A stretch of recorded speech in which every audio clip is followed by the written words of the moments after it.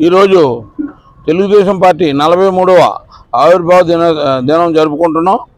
అలాగే ఇదే రోజు బీసీ ఎస్సీ అందరికీ కూడా ఒక బానిస సంఖ్యల నుంచి శరమగీతం పాడిన రోజు కూడా ఇదే రోజు. ఆ రోజు నుంచి అనేక మంది బీసీలు అనేక మంది ఎస్సీలు పదవులు పరిపాలనలోకి రావడం జరిగింది. దానికి అందరికీ ముఖ్య కారణం మన నందమూరి ఎన్టీ రామారావు గారు. అలాగే ఆ రోజు నుంచే ఒక పెత్తందారీ వ్యవస్థలు పోయి చిన్న సామాన్యుడి దగ్గర కూడా రాజకీయం వచ్చిందంటే అది ఒక ఎన్టీ రామారావు సాధ్యపడింది, ఆయన వల్ల సాధ్యపడింది. అలాగే ఎంతోమంది అణగారిన కులాలు అణగారిన ఫైనాన్షియల్గా కూడా తక్కువ ఉన్న వాళ్ళు కూడా పెద్ద పెద్ద పదవులు చేయడానికి అవకాశాలు వచ్చినాయంటే ఈ తెలుగుదేశం పార్టీ వల్లే. అందువల్ల ఈ తెలుగుదేశం పార్టీ మన రాష్ట్రంలో 43 సంవత్సరాలుగా అనేక ఉమ్మడి రాష్ట్రంలో కానీ ఇప్పుడు కానీ అనేకమైన అభివృద్ధి పనులు చేసింది. ఇవాళ కూడా అనేకమైనవి చేస్తుంది. ఇంకా మరింత అభివృద్ధి చెందాలంటే ఈ పార్టీని ప్రజలందరూ చల్లగా చూసి ఈ పార్టీని మరిన్ని రోజులు పరిపాలన ఉండేలా చూడాలని చెప్పి కోరుకుంటూ సెలవు తీసుకుంటున్నాం. తెలుగుదేశం పార్టీ 43వ ఆవిర్భావ దినోత్సవం సందర్భంగా ఇక్కడికి వచ్చిన తెలుగుదేశం పార్టీ అభిమానులకు, కార్యకర్తలకు, అలాగే గ్రామ ప్రజలకు అందరికీ తెలుగుదేశం పార్టీ తరఫున శుభాకాంక్షలు తెలియజేస్తున్నాం. మరి సుమారు 42 సంవత్సరాలు 1982లో మరి తెలుగుదేశం పార్టీ స్థాపించి మరి అప్పటికే ఉన్న పార్టీ కాంగ్రెస్ పార్టీ అసలు అభివృద్ధి లేదు, ఆశయాలు లేవు, సంక్షేమం లేదు. కానీ మన నందమూరి తారక రామారావు గారు తెలుగుదేశం పార్టీని స్థాపించి 9 నెలల కాలంలోనే అఖండ విజయం సాధించి మరి ఆంధ్ర రాష్ట్రాన్ని దేశంలో అగ్రస్థానంలో తీసుకెళ్లారు. దానికి కారణం ఆయన చూపించిన బాట, ఆయన చేసిన సంక్షేమ కార్యక్రమాలే. ఇవాళ కిలో 2 రూపాయల బియ్యం ఆయన స్థాపించింది. వృద్ధాప్య పెన్షన్లు, వితంతు పెన్షన్లు ఆయన ఇచ్చినాయి. ఇవాళ దేశవ్యాప్తంగా ఎవరైనా పెన్షన్లు అంటూ సంక్షేమ కార్యక్రమాలు అమలు జరుపుతున్నారంటే ఎన్టీ రామారావు గారు ఆశయాలు ఇవాళ దేశం అంతానే. కాలనీలు అలాగే ఇవాళ పట్వారి వ్యవస్థ గతంలో ఉండేది. దానివల్ల ఎవరైనా కావాలితే వాళ్ళ దగ్గరికి వెళ్ళి ఇగో ఈ పొలం నిధిరా, ఈ స్థలం నిధిరంటే అలా జరిగేది. అలాంటి వ్యవస్థనే, అది కఠినమైన వ్యవస్థ. దాన్ని రూపుమాపి అందరికీ ఒకటే న్యాయం మండల వ్యవస్థను తీసుకొచ్చి అందరూ సామాన్య మానవుడు కూడా ధైర్యంగా వెళ్ళి మండల ఆఫీస్కి వెళ్ళి నాకు పొలం ఏది, నా స్థలం ఏది అనుకునే రీతిలో సామాన్య మానవుడు చేరువుకి రాజకీయాలు తీసుకొచ్చిన ఘనత మన స్వర్గీయ ఎన్టీ రామారావు గారిదే.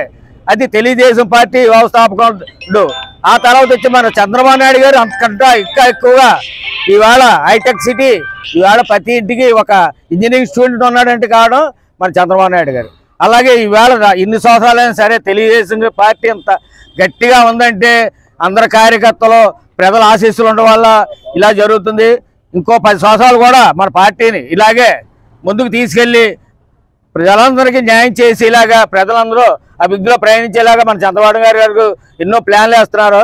అలాగే మన ఎన్టీఆర్ ఆశయాలు నిలబెట్టి మన అందరూ అఖండ దీక్షతోటి మన పార్టీని నిలబడతానని ఆశిస్తూ విరమిస్తున్నాను.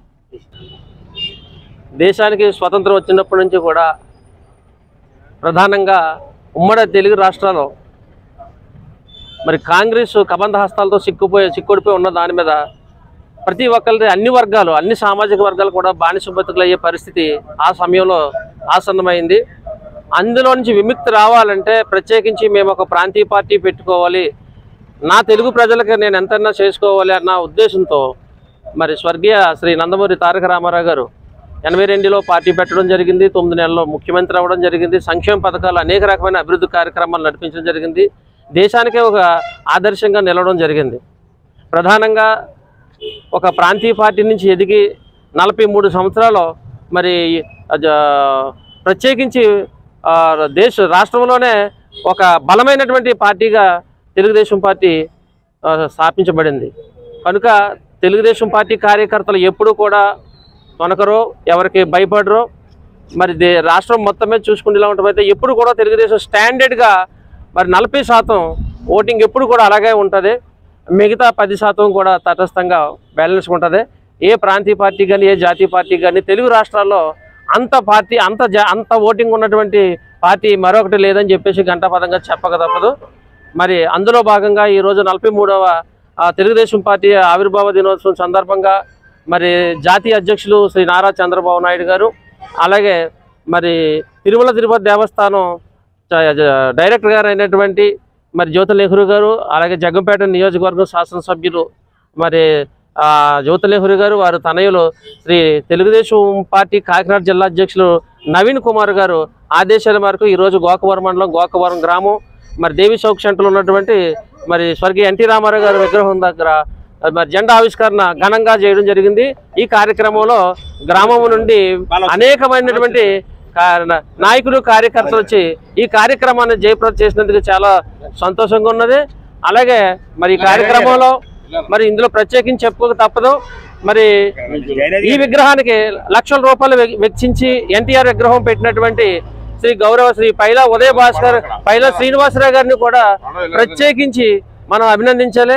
ఎందుకంటే ఒకప్పుడు ఇక్కడ స్టాండర్డ్గా విగ్రహం కావాలి, ఎన్టీఆర్ విగ్రహం కావాలి, ఆయన గొప్ప నాయకుడు అని చెప్పేసి ఎన్టీఆర్ అంటే వీరాభిమానిగా పేరు పొందినటువంటి మన ద్వారపూడి శ్రీను గారిని ఈ సందర్భంగా కార్యకర్తలందరూ ప్రత్యేకించి నాయకులు కూడా అభినందించడం తప్పదు.